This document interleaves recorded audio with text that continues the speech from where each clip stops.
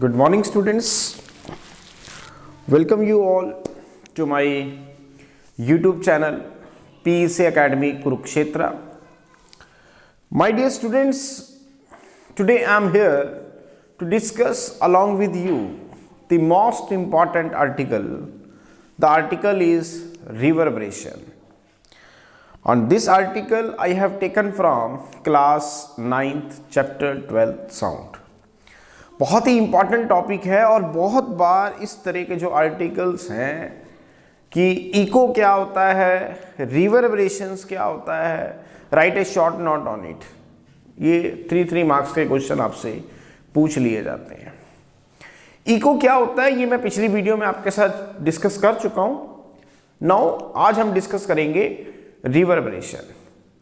लेकिन रिवर्बरेशन को समझने से पहले मैं एक बार पिछली वीडियो में जो मैंने इको बताया था उसको एक बार थोड़ा सा ब्रीफ करना चाहूंगा। नाउ इको है क्या? इको होता है the repetitions of the sound wave when it is to be reflected from the topmost buildings और ए माउंटेन एरिया। मीन्स जब आप एक माउंटेन एरिया पर जाते हैं, हिली एरिया पर जाते हैं या टॉल बिल्डिंग से साउंड वेव का रिफ्लेक्ट हो जाना और रिफ्लेक्ट होके आपको सुनाई देना, दिस इज कॉल्ड इको। और रिवर्बरेशन क्या है? रिवर्बरेशन है उस साउंड वेव का उस होल के अंदर प्रेजिस्ट करना, दैट इज कॉल्ड रिवर्बरेशन। मैं अभी आपको एक एग्जांपल से समझाऊंगा कि इको क्या है और रिवर्बरेशंस क्या है।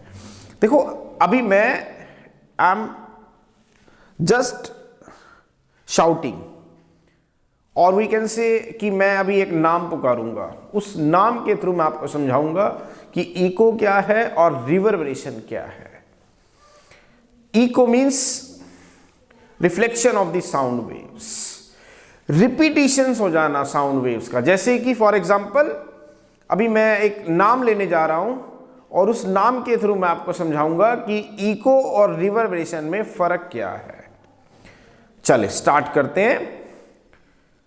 राम राम राम राम, ये जो राम वर्ड है यहां पर, ये आपको मैंने एक बार बोला तो आपको कई बार सुनाई दिया।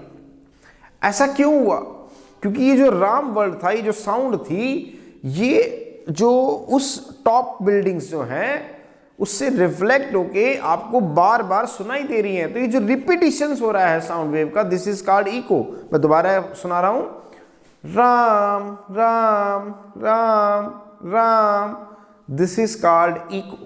मीन्स एक साउंड वेव का बार बार रिपीट होना after reflection from the hilly area, mountain area और टॉप लार्ज बिल्डिंग्स। लेकिन रिवर्बरेशंस क्या है? रिवर्बरेशन को समझते हैं।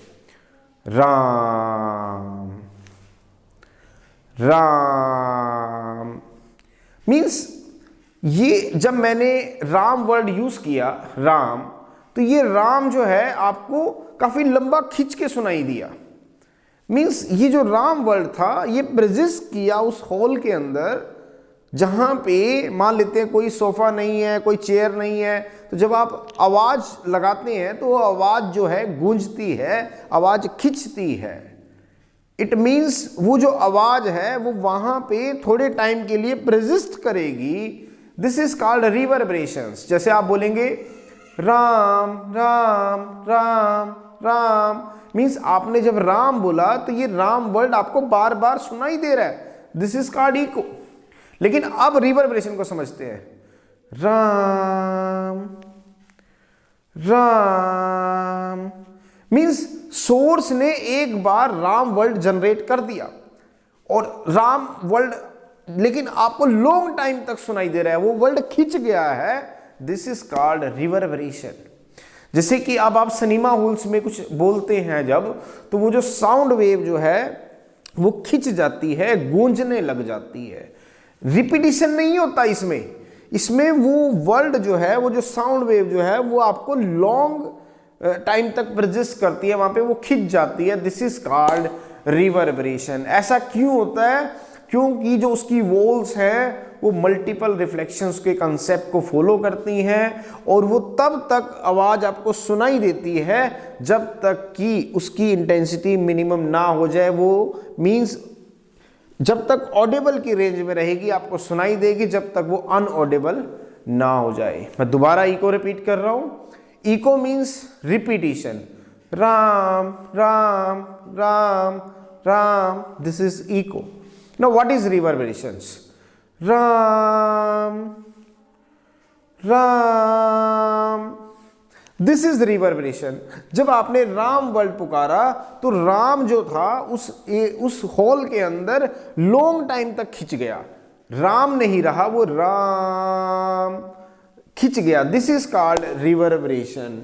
ए sound created in a big hall will persist by repeated reflections from the wall until it is reduced to a value where it is no longer audible। Means जब आप sound wave को generate करते हैं एक ऐसे area में जहां पे कुछ भी नहीं है, चेयर नहीं है, टेबल नहीं है, सिर्फ वॉल्स हैं, तो वो वहां पे साउंड वेव एक लॉन्ग टाइम तक प्रेजिस्ट करती है, वो वर्ल्ड खिंच जाता है। उस प्रेजिस्टेंस, वो प्रेजिस्ट करती क्यों है?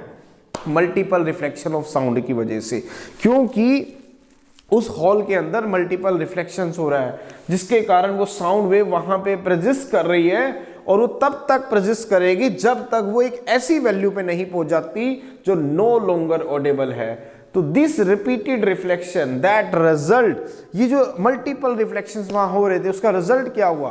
वो साउंड वेव प्रेजिस्ट कर गई एक लॉन्ग टाइम तक। राम वर्ल्ड जो छोटा सा प्रिसाइज वर्ल्ड था वो एक बहुत लॉन्ग टाइम तक प्रेजिस्ट कर गया।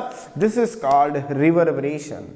लेकिन अब आप सोचें कि इसका डिसएडवांटेज क्या है। सपोज अगर सिनेमा हॉल्स में आप हैं और वहां पर एक डायलॉग डिलीवरी हो गई और वो लॉन्ग टाइम तक प्रेजिस्ट कर गई, जैसे कि धर्मेंद्र ने बोला कि बसंती इन कुत्तों के आगे मत नाचना। दिस इज द डायलॉग जो कि एक शॉर्ट इंटरवल ऑफ टाइम के लिए बोला गया था।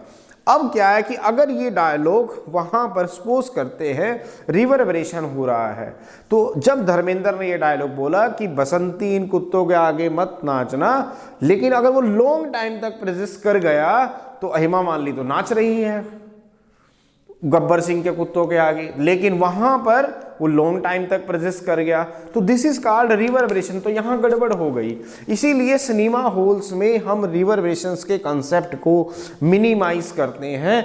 क्यों मिनिमाइज करते हैं और कैसे मिनिमाइज करते हैं? वहां पे जो वॉल्स हैं, जो सीट कवर्स हैं, एक तो वो साउंड एब्जॉर्बिंग मटेरियल के लगाए जाते हैं ताकि वो रिफ्लेक्ट ना करें।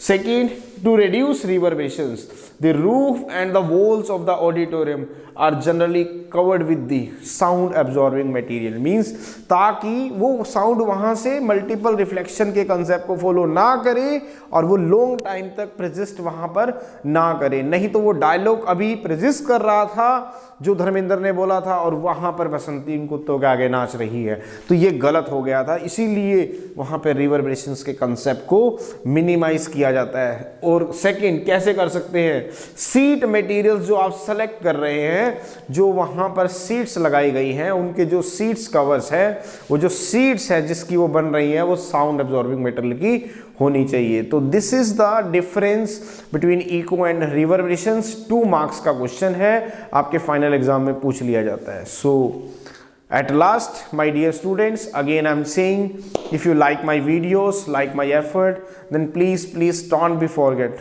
to subscribe my channel. My channel is PEC Academy Kurukshetra। तो अंत में मेरे प्यारे विद्यार्थियों, अगर आपको मेरा काम पसंद आ रहा हो, मेरे वीडियोस, मेरा चैनल, मेरे एफर्ट्स अगर आपकी प्रॉब्लम को दूर करने में आपकी हेल्प कर रहे हो, तो प्लीज़ मेरे चैनल को सब्सक्राइब जरूर करें। My channel is PEC Academy Kurukshetra. धन्यवाद। जय श्री कृष्णा, जय गुरु जी।